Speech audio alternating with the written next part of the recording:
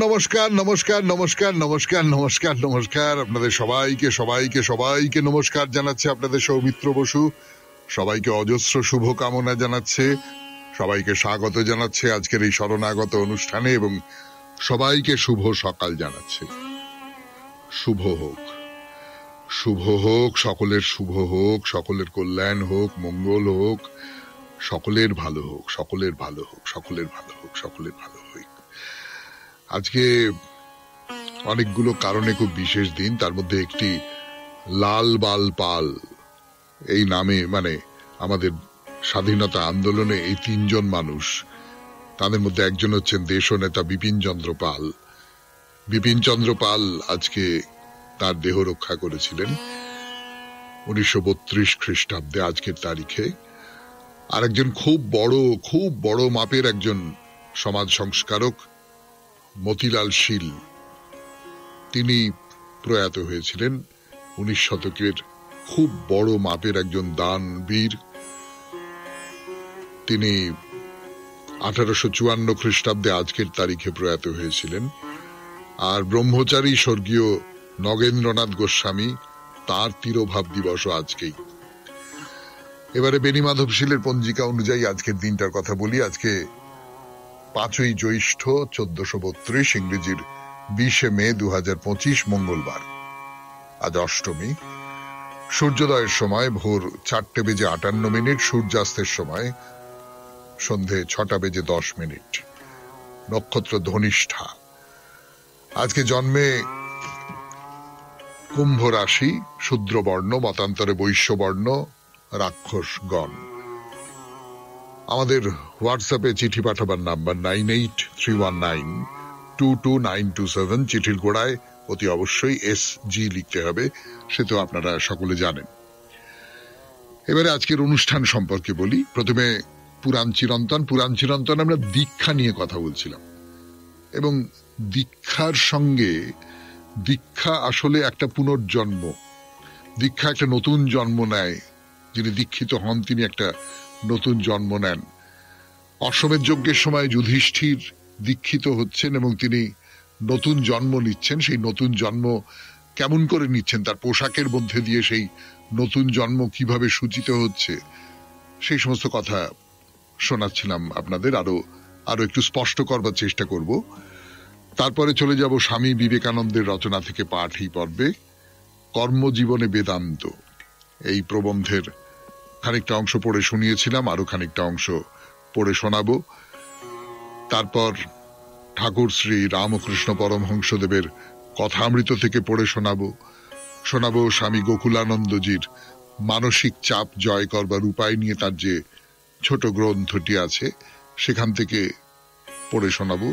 জরুরি একটা জায়গা, আপনাদের চিঠিপত্র এবং শেষে বাইরে দূরে। আমরা এখন দার্জিলিং এ আছি, সেখান থেকে অন্য আর একটা জায়গাতেও চলে যাব, মানে দার্জিলিং জেলার মধ্যে থাকবো।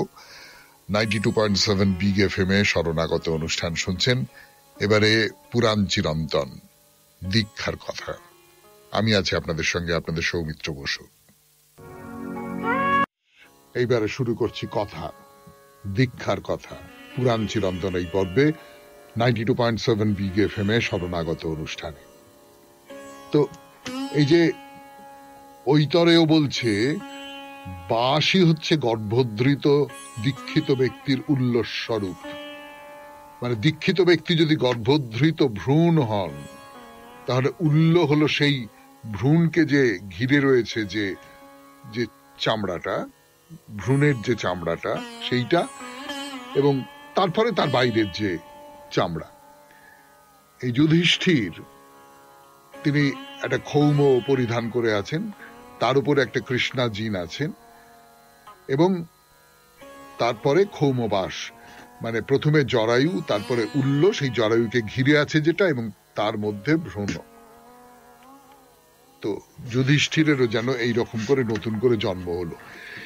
এই যে যুধিষ্ঠিরের এই যে নতুন করে জন্মের সূচক যে পোশাকটার কথা বললাম আপনাদের, গতদিনেও বলেছিলাম, আজকেও বললাম, এর ভেতর থেকে কিন্তু একটা ব্যাপার বেরিয়ে আসছে, সেইটা লক্ষ্য করে দেখবেন। সেটা হচ্ছে যে মহাভারতের যুগ, এইটা তো বৈদিক যুগের পরে বেশ কিছুটা পরে, কিন্তু তখনও পর্যন্ত এই অশ্বমেধ যজ্ঞ, তার যে নিয়ম কানুন, তার যে রীতিনীতি, সেই সমস্ত কিছুর মধ্যে, অন্তত দীক্ষার মধ্যে, এই পুরনো যে বৈদিক ভাবনা, সেইটা কিন্তু এখনো পর্যন্ত কাজ করে যাচ্ছে।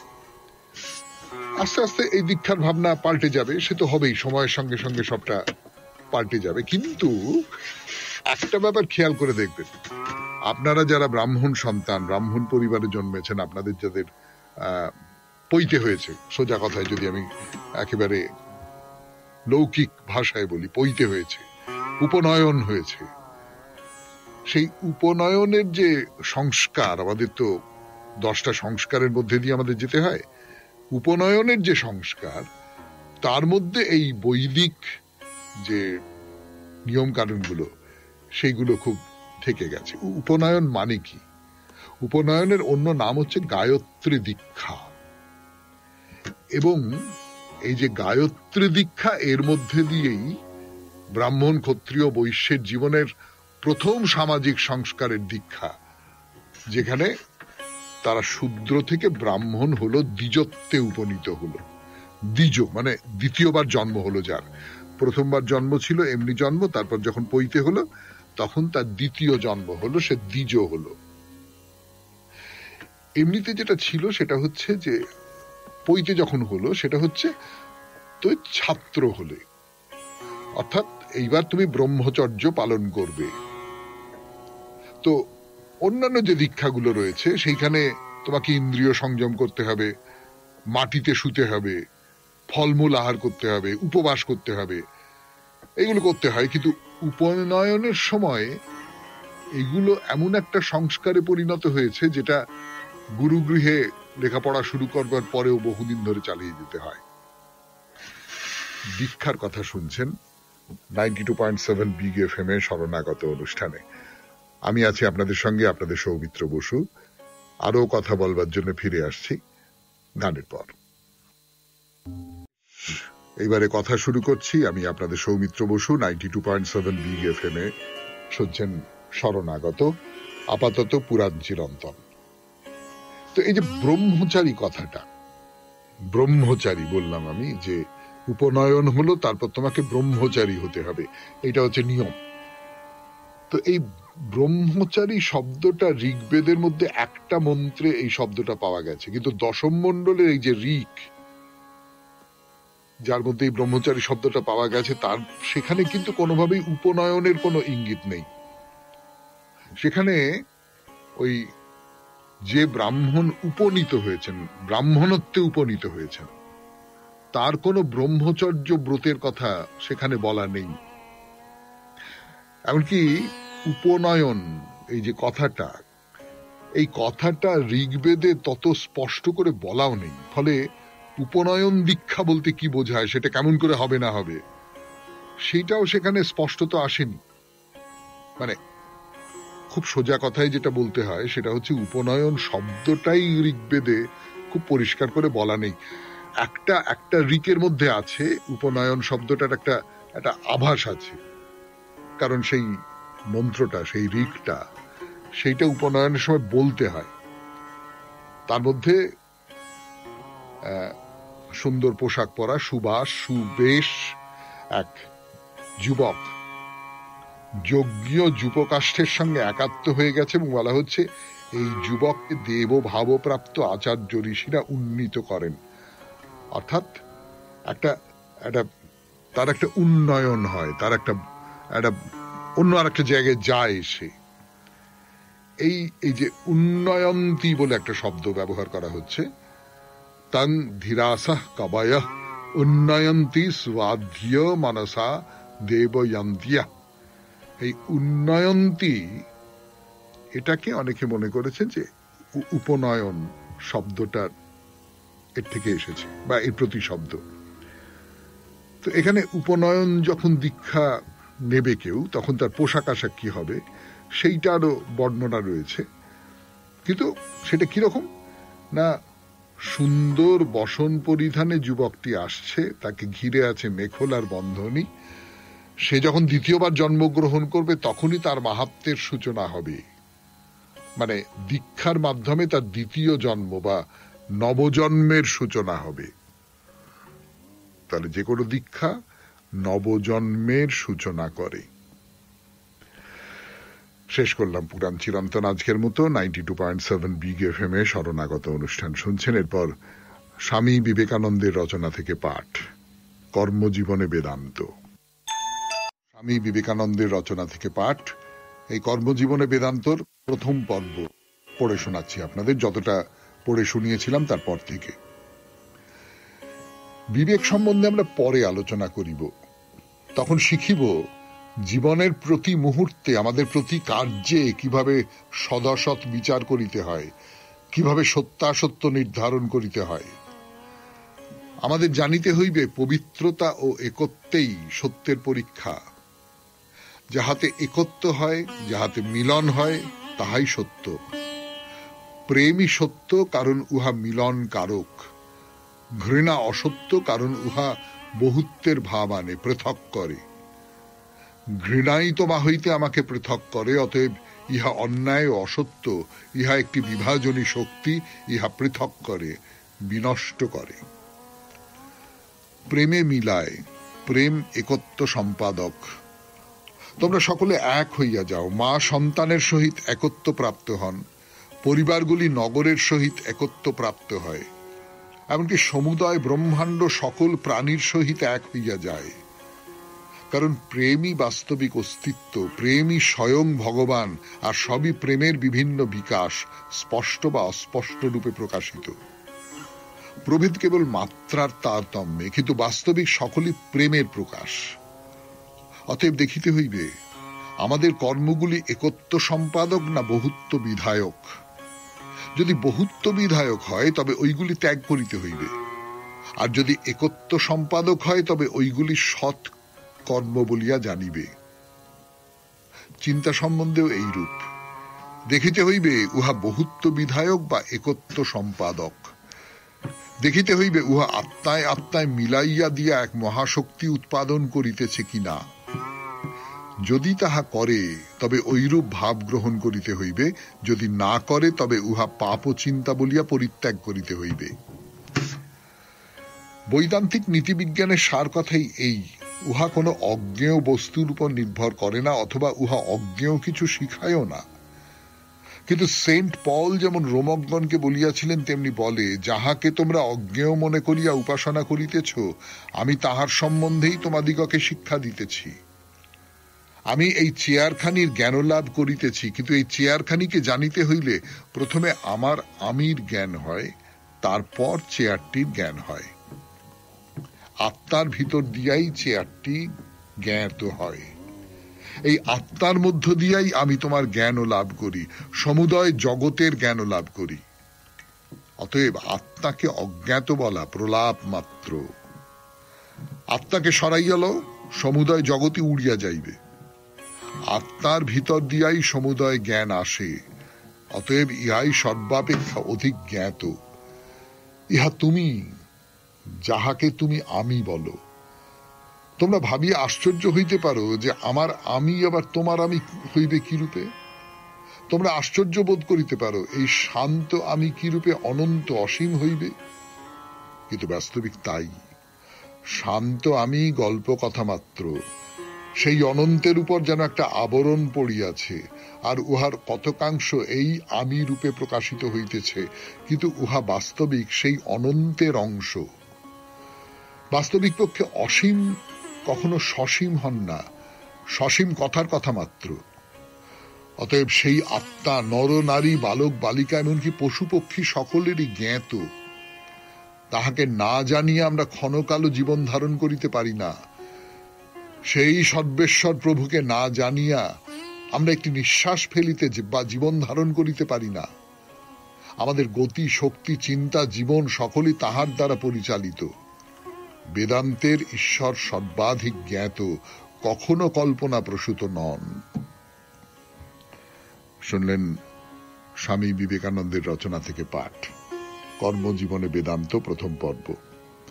এরপর গান, গানের পর কথামৃত। ফিরে আসছি আমি আপনাদের সৌমিত্র বসু। কথা কথা অমৃত থেকে পড়ে শোনাচ্ছি আপনাদের 92.7 বিগ এফএম এ শরণাগত অনুষ্ঠানে। এটা হচ্ছে 12ই ফাল্গুনের কথা, 1291 শুক্লাষ্টমী।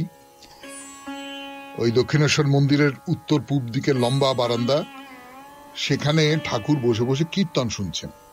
নরোত্তম কীর্তন করছেন। নরোত্তম খুব বড় কীর্তনিয়া, ঠাকুর খুব পছন্দ করতেন তার কীর্তন, তাকেও খুব ভালোবাসতেন এবং ঠাকুরের কাছে অনেকে আসতেন, কীর্তন শুনিয়ে যেতেন, অনেকে আসতেন এসে গান শুনিয়ে যেতেন।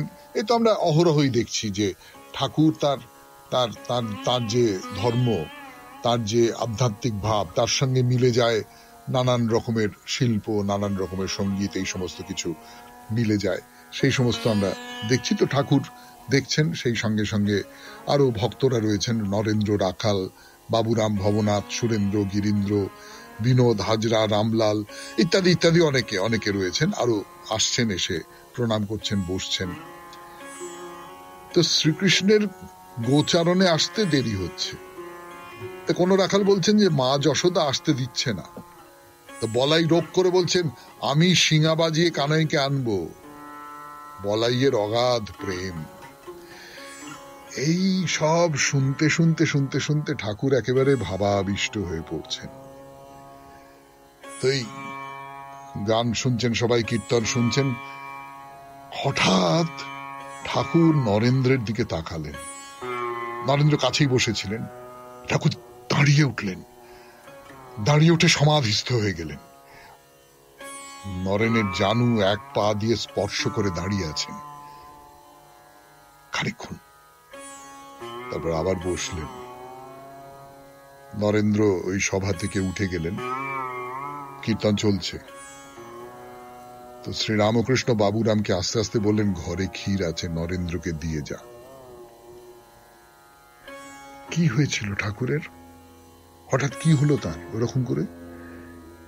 তিনি কি নরেন্দ্রের ভেতর সাক্ষাৎ নারায়ণকে দর্শন করেছিলেন? তো কীর্তন শেষ হলো। কীর্তন শেষ হওয়ার পর ঠাকুর নিজের ঘরে চলে এসেছেন। নিজের ঘরে চলে এসেও সেখানে আদর করে নরেন্দ্রকে মিষ্টি খাওয়াচ্ছেন। গিরিশচন্দ্র আছেন সেখানে। গিরিশচন্দ্র ঘোষ আপনারা জানেন, খুব ভক্ত ভৈরব যাকে বলা যেতে পারে। তো গিরিশচন্দ্র তিনি বিশ্বাস করেন যে শ্রীরামকৃষ্ণ তিনি আসলে ঈশ্বর শ্রীরামকৃষ্ণ রূপে অবতীর্ণ হয়েছেন। তো তিনি রামকৃষ্ণকে বলছেন যে আপনার সমস্ত কাজ হচ্ছে শ্রীকৃষ্ণের মতো। শ্রীকৃষ্ণ যেমন যশোদার কাছে ঢং করতেন, গিরিশচন্দ্রের ওই রকম কথা যে শ্রীকৃষ্ণ যশোদার কাছে ঢং করতেন,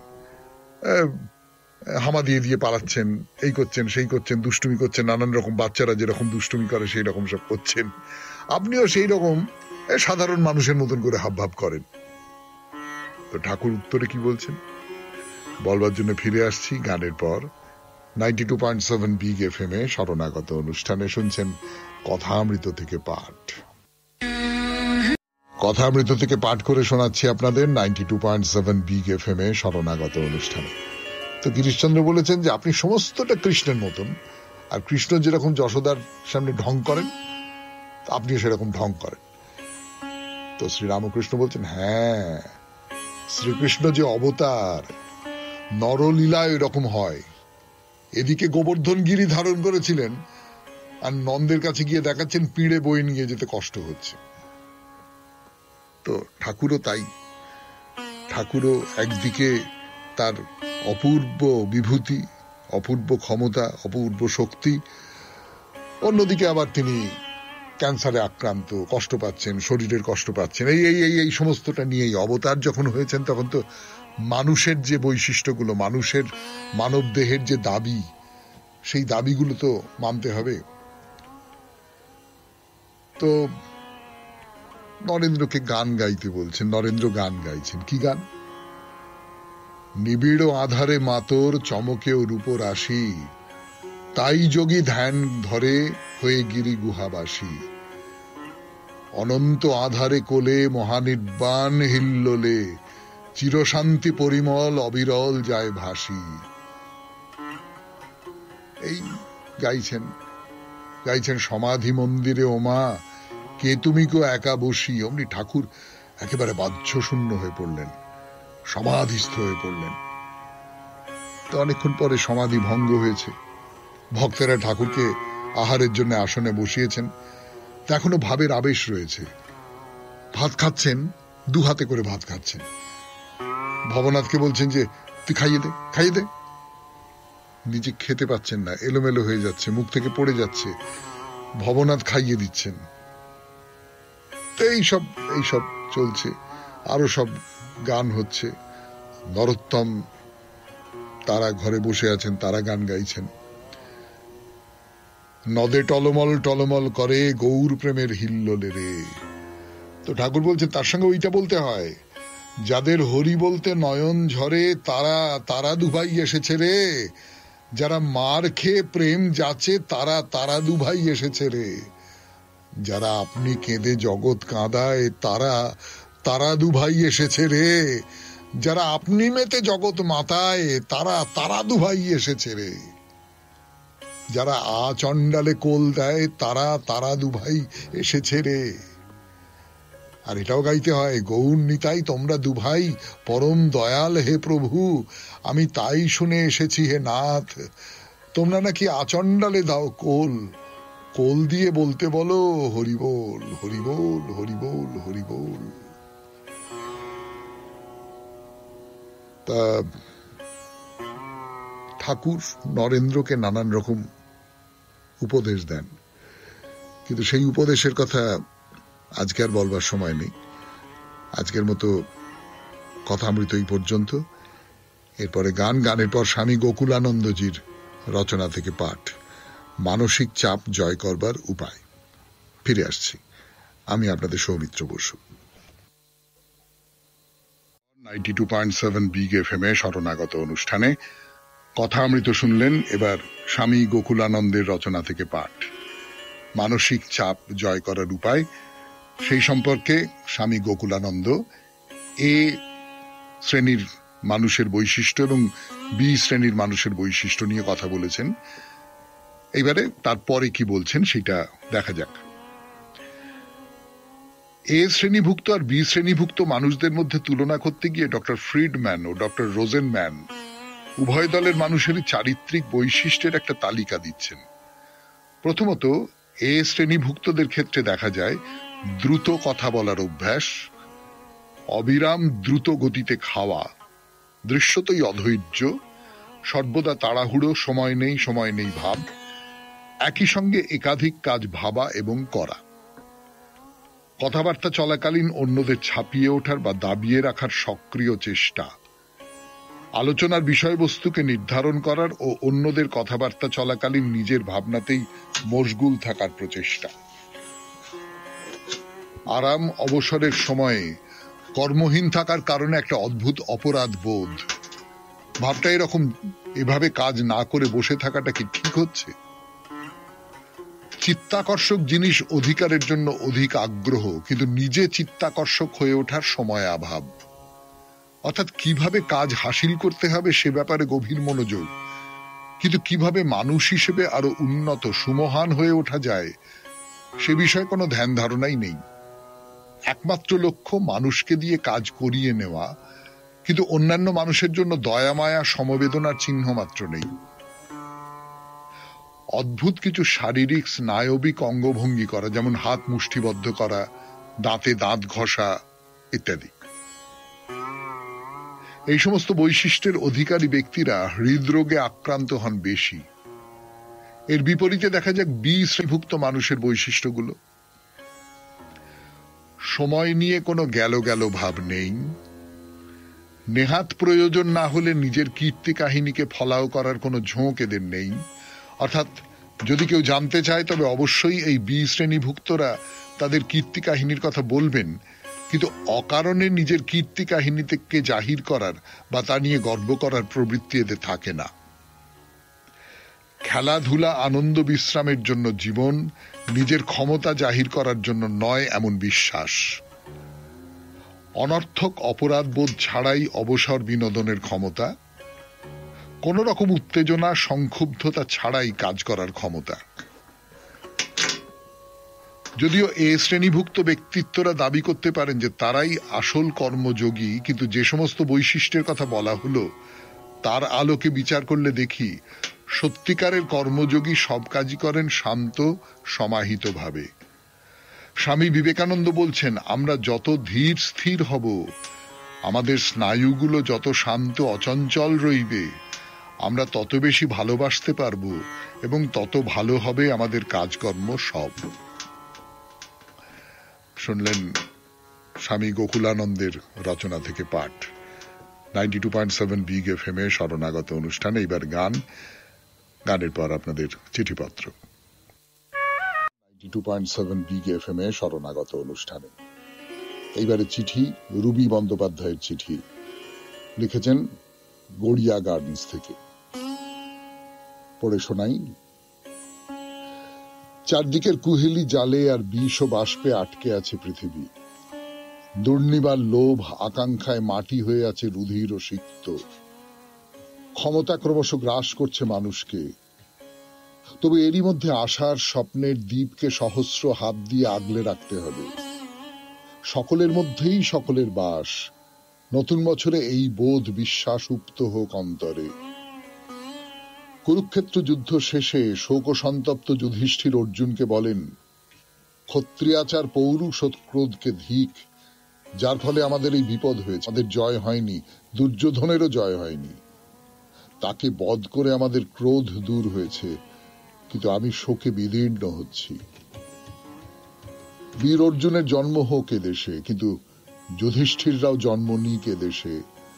শান্তি প্রতিষ্ঠা পাক এই পৃথিবীর বিভিন্ন প্রান্তরে প্রান্তরে। যুদ্ধবাজদের বিরুদ্ধে, ক্রোধের বিরুদ্ধে উঠতে থাকা একলা পাখি শান্তি ছড়িয়ে দিক দিগন্ত থেকে দিগন্তে। নতুন বছরের এই হোক আমাদের কাঙ্ক্ষিত স্বপ্ন। জীবনের প্রান্তিক স্টেশনে দাঁড়িয়ে মনের স্লেটে অদৃশ্য চকখড়ি দিয়ে লিখে চলেছি, এইবার থেকে, এই মুহূর্ত থেকে কারো কোনো রূঢ় কথায়, ঈর্ষায় বা অভব্য আচরণে কাতর হয়ে পড়ব না। কোন রকম তিক্ততা যেন আমায় স্পর্শ না করে। তা না হলেই তো অন্তরে জমবে রাগ, অভিমান, বেদনা এবং অলক্ষ্যে অপরের সঙ্গে সৃষ্টি হবে এক অদৃশ্য মানসিক দূরত্ব। ধীরে ধীরে জমা হবে তার প্রতি এক সুপ্ত বিদ্বেষের ক্লান্তিকর গ্লানি, যা অহরহ নিজেকেই পীড়িত করবে। তার চেয়ে বরং অন্যের অন্তরের হিংসা, অপ্রাপ্তিজনিত অযথা ক্ষোভের আগুন নিভিয়ে দেবার জন্যই সচেষ্ট হব। জীবন নামক গালচেখানায় সোহাগে আদরে বুনে যাব ভালোবাসার নকশি কাঁথা, যার মধ্যে সুতোর এফোড় ওফোড়ের কিছু ছিদ্র দিয়েও ঢুকবে অন্ধকার সরিয়ে সরু আলোর রেখা। দূরে কোনো একজনের হাতে রয়েছে ফিরে যাওয়ার ঘন্টা। কোনদিন দুয়ারে এসে দাঁড়াবে গাড়ি, সময়ক্ষণ অজানা। তাই ঘুঘু ডাকা পড়ন্ত বেলায় যত অপঠিত বই পড়ে ফেলার অঙ্গীকার রাখলাম নতুন বছরের কাছে। আর শুধু মনে মনে বলবো, সব অন্ধকার আলো হয়ে উঠুক, সব মন্দ ভালো হয়ে উঠুক, সহস্র ফাটল দীর্ণ হৃদয় গোধূলির লালিমায় উজ্জ্বল হোক। শরণাগত অনুষ্ঠানের কর্ণধারকে জানাই সশ্রদ্ধ প্রণাম। বিগ এফএম এর সকল ভাই বোন এবং শরণাগত অনুষ্ঠানের অগণিত শ্রোতার জন্য অনেক শুভ কামনা রইল। নমস্কারান্তে রুবি বন্দ্যোপাধ্যায়, গড়িয়া গার্ডেন্স। খুব সুন্দর চিঠি, খুব সুন্দর চিঠি। সত্যি সত্যি এর বাইরে আমাদের আর কি আকাঙ্ক্ষা আছে বলুন তো? যে পৃথিবীটা একটু শান্ত হোক, পৃথিবীটা একটু স্থির হোক, মানুষ মানুষকে মানুষের মতন করে ভালোবাসুক। জীবনকে, প্রকৃতিকে, পৃথিবীকে মানুষ ভালোবাসুক, আমরা ভালোবাসতে শিখি। এর চেয়ে বেশি তো আর কিছু চাওয়ার নেই। চারপাশে নোখ দাঁত বার করে আছে সব লোকজন। কি হিংস্র হয়ে উঠেছে সবাই, কি স্বার্থপর হয়ে উঠেছে সবাই। আমি যেটা বলেছি সেটাই হবে, শেষ পর্যন্ত হবে, তার বিরুদ্ধে কোনো কথা হবে না, এরকম একটা মনোভাব তৈরি হয়ে গেছে চারপাশে। আপনার এই চিঠিটা খুব আমাদের অনেকের মনের কথা বলে দিল। আপনাকে অনেক ধন্যবাদ। এরপর বাইরে দূরে 92.7 বিগ এফএম এ শরণাগত অনুষ্ঠানে আমি আছি আপনাদের সঙ্গে, আপনাদের সৌমিত্র বসু। ফিরে আসছি, একটু গান শুনে নি। 92.7 বিগ এফএম এ শরণাগত অনুষ্ঠানে যেটা বলছিলাম আপনাদের, পিস প্যাগোডার কথা বলছিলাম। পিস প্যাগোডায় এসে পৌঁছেছি আমরা। বুদ্ধ যে স্তূপ, বুদ্ধদেবের স্তূপ, সেই স্তূপ পার হয়ে, সেই স্তূপ দর্শন করে আমরা পিস প্যাগোডার সামনে এসে দাঁড়িয়েছি। তো ফলক আছে এখানে, সেই ফলকে এই পিস প্যাগোডার সম্পর্কে কিছু কথা লেখা আছে। যেমন জাপানি নাম হচ্ছে নামু মায়ো হোরেন্দেকায়ো। তার ইংরেজি করলে যেটা দাঁড়াবে আমার মনে হচ্ছে, আমি তো জাপানি ভাষা জানি না, পাশে যেটা লেখা রয়েছে তার সূত্র ধরে একটা আন্দাজ করছি যে দার্জিলিং পিস প্যাগোডা। এই যে পিস প্যাগোডা, এর পরিকল্পনা করেছিলেন ফুজি গুরুজি। ফুজি গুরুজি একজন শান্তিকামী মানুষ ছিলেন। আজকাল যাকে সমাজকর্মী বলা হয় সেই রকম একজন সমাজকর্মী ছিলেন। মানুষকে ভালোবাসার কথা বলেছেন সারা জীবন। মহাত্মা গান্ধীর সঙ্গে তার সংযোগ ছিল। এই হিরোশিমা নাগাসাকির যে ভয়াবহ দুর্যোগ, এ তাকে বিচলিত করেছিল। এই যে বোমা ফেলে একেবারে শহরকে শহর ধ্বংস করে দেওয়া হলো, যারা বেঁচে রইলেন তাদের মধ্যেও ভয়ঙ্কর মারণ রোগের বীজাণু ঢুকিয়ে দেওয়া হলো, এইটা তাকে খুব বিচলিত করেছিল এবং তার সূত্র ধরেই তিনি এই প্যাগোডার পরিকল্পনা করেন। বুঝতেই পাচ্ছেন, এই যে পিস প্যাগোডা, এটা হচ্ছে বুদ্ধদেবের প্রতি নিবেদিত একটি ইমারত। এবং বুদ্ধদেব বলতে আমরা যা বুঝি, অহিংসার কথা বুঝি, ভালোবাসার কথা বুঝি, মানুষে মানুষের সম্পর্কের কথা বুঝি, সমস্ত রকম রিপুকে দমন করার কথা বুঝি। এখানে এই অহিংসার বাণী প্রচার করা হচ্ছে এবং এই বাণী প্রচারের মধ্যে দিয়ে মানুষের মনকে, এই ভূমিকে শুদ্ধ এবং পবিত্র করবার কথা ভাবা হচ্ছে। তাই এই যে পিস প্যাগোডা, এই প্যাগোডার নাম হচ্ছে পিস প্যাগোডা, শান্তির প্যাগোডা। এটাকে বলা যেতে পারে শান্তি স্থাপন করবার একটা কেন্দ্রীয় নিদর্শন। এই সূত্র ধরে প্যাগোডার একটা ছোট ইতিহাস বলা আছে। ওই যে ফলকের কথা বলছিলাম, তো প্রথম যে প্যাগোডা, এটা তৈরি হয়েছিল জাপানে 1854 খ্রিস্টাব্দে, তৈরি করিয়েছিলেন ফুজি গুরুজি। দার্জিলিং এর এই প্যাগোডা তৈরি হতে সময় লেগেছিল 36 মাস। এই স্থপতি ছিলেন জাপানের বিখ্যাত স্থপতি ডক্টর এম ওহকা। মোটামুটি এইটুকু জানা হলো এই পিস প্যাগোডা সম্পর্কে। এবার তাহলে বাড়িটা ভালো করে দেখি আর গান শুনি 92.7 বিগ এফএম এ শরণাগত অনুষ্ঠানে।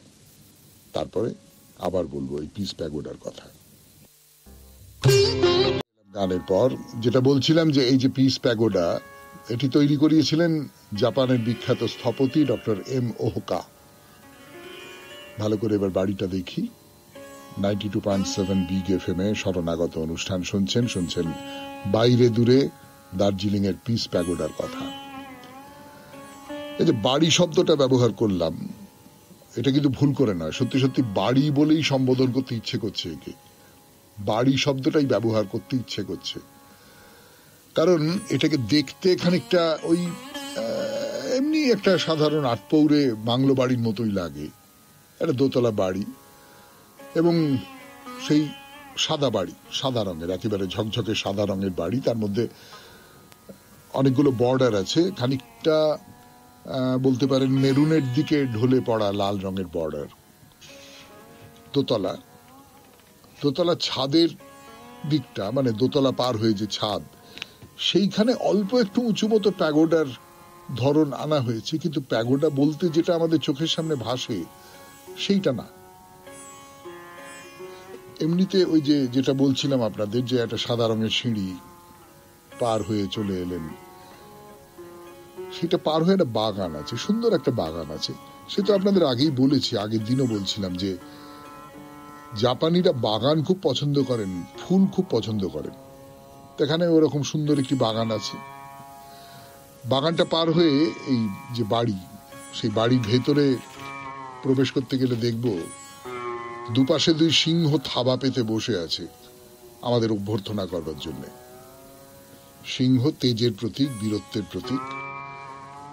একটা জরুরি কথা বলে রাখি যে একটা নোটিশ বোর্ড আছে, ওই যে সিঁড়ির কথা বলছিলাম, সেই সিঁড়ি দিয়ে একটা নোটিশ বোর্ড আছে, সেখানে তাতে বলে দেওয়া আছে যে কোনোভাবেই ধূমপান করবেন না, রেলিংয়ে ঝুঁকে দাঁড়াবেন না এবং অবশ্যই শব্দ করবেন না। বুদ্ধ মন্দির আপনার কাছ থেকে শান্তি এবং নীরবতা দাবি করে, সেখানে শব্দ করে সেই নীরবতাকে ভঙ্গ করবার চেষ্টা করবেন না। বুদ্ধ মন্দির বললেই একটা শান্তির মনোভাব মনের মধ্যে জাগে, যেমন গির্জার মধ্যে ঢুকলেই মনে হয় একটা শান্ত, মন্দিরের মধ্যে ঢুকলে কিন্তু এরকমটা মনে হয় না। এটা নানান ধর্মের মানুষের যে নানান রকমের সংস্কৃতি তার ভেতর থেকে বেরিয়ে আসে। এখানেই শেষ করি আজকের শরণাগত। আমাদের হোয়াটসঅ্যাপে চিঠি পাঠাবার নাম্বার 9831922927। চিঠির গোড়ায় অতি অবশ্যই SG লিখতে হবে। কবিতা দিয়ে শেষ করব তো, রবীন্দ্রনাথের কবিতা। কবিতার নাম চৈত্র রজনী। আজি উন্মাদ মধু নিশিয়োগ চৈত্র নিশীথ শশী, তুমি এ বিপুল ধরণীর পানে কি দেখিছ একা বসি, চৈত্র নিশীথ শশী। কত নদী তীরে, কত মন্দিরে, কত বাতায়ন তলে, কত কানাকানি মন জানাজানি, সাধাসাধি কত ছলে, শাখা প্রশাখার দ্বার জানালার আড়ালে আড়ালে পশি, কত সুখ দুঃখ কত কৌতুক দেখিতেছ একা বসি, চৈত্র নিশীথ শশী। মোরে দেখো চাহি কেহ কোথা নাহি, শূন্য ভবন ছাদে নৈশ পবন কাঁদে, তোমারই মতন একাকী আপনি চাহিয়া রয়েছি বসি, চৈত্র নিশীথ শশী। খুব ভালো থাকবেন, আনন্দে থাকবেন। নমস্কার নমস্কার নমস্কার নমস্কার নমস্কার নমস্কার নমস্কার আপনাদের সবাইকে সবাইকে সবাইকে নমস্কার জানাচ্ছে আপনাদের সৌমিত্র বসু। সবাইকে অজস্র শুভকামনা জানাচ্ছে, সবাইকে স্বাগত জানাচ্ছে আজকের এই শরণাগত অনুষ্ঠানে এবং সবাইকে শুভ সকাল জানাচ্ছে। শুভ হোক, শুভ হোক, সকলের শুভ হোক, সকলের কল্যাণ হোক, মঙ্গল হোক, সকলের ভালো হোক, সকলের ভালো হোক, সকলের ভালো হোক, সকলের ভালো হোক। আজকে অনেকগুলো কারণে খুব বিশেষ দিন, তার মধ্যে একটি লাল বাল পাল এই নামে, মানে আমাদের স্বাধীনতা আন্দোলনে এই তিনজন মানুষ, তাদের মধ্যে একজন হচ্ছেন দেশনেতা বিপিন চন্দ্র পাল। বিপিন চন্দ্র পাল আজকে তার দেহ রক্ষা করেছিলেন 1932 খ্রিস্টাব্দে আজকের তারিখে।